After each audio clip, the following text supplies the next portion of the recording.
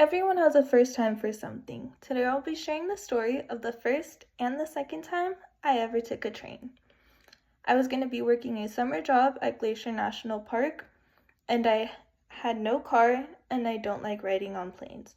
So for me, the only option was to take the train.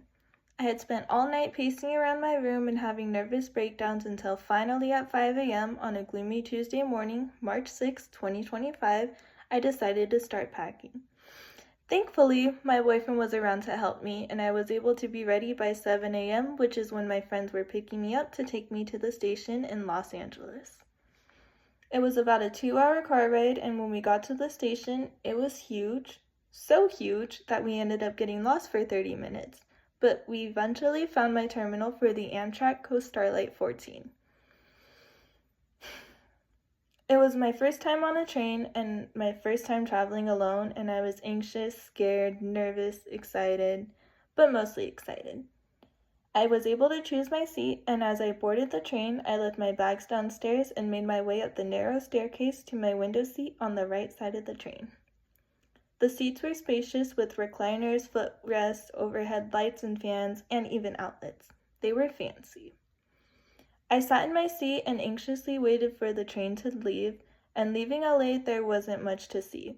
The real view started when we made it through the valleys of Central California, and about 6 hours later we were at our first big stop in Santa Barbara train station. It was the first time I had stepped off the train in over 6 hours, and it felt good to stretch my legs. After Santa Barbara, we continued traveling north along the California coastline where the water looked so close it felt like I could touch it even from the other side of the train. After passing through the coast, it was more valleys in Northern California until it was time to sleep.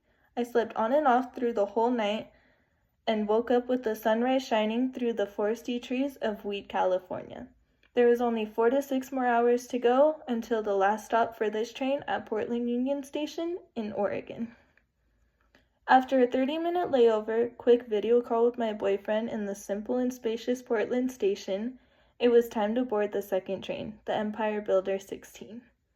By this point, I felt like a pro taking the train. I excitedly made my way to another great seat that I got to choose and confidently walked around the train once it started to find the cafe car and the viewing car.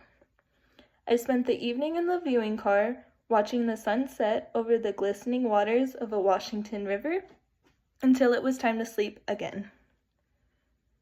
After a noisy stop in the middle of the night in Spokane, Washington, and a quiet night passing through the cities of Idaho, I woke up to the sun rising again.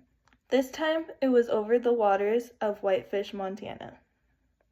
Continuing on through the mountains of West Montana for about 3 to 4 hours, I had finally made it to West Glacier, my final destination. I got off the train and was welcomed by clean air, bright blue skies, the distant sounds of cars and trains passing by, and birds chirping. Tall, deep green colored trees covered the mountains in the distance, and it was surreal, and I felt so relieved and excited. I was so proud of myself for doing it. I had made it.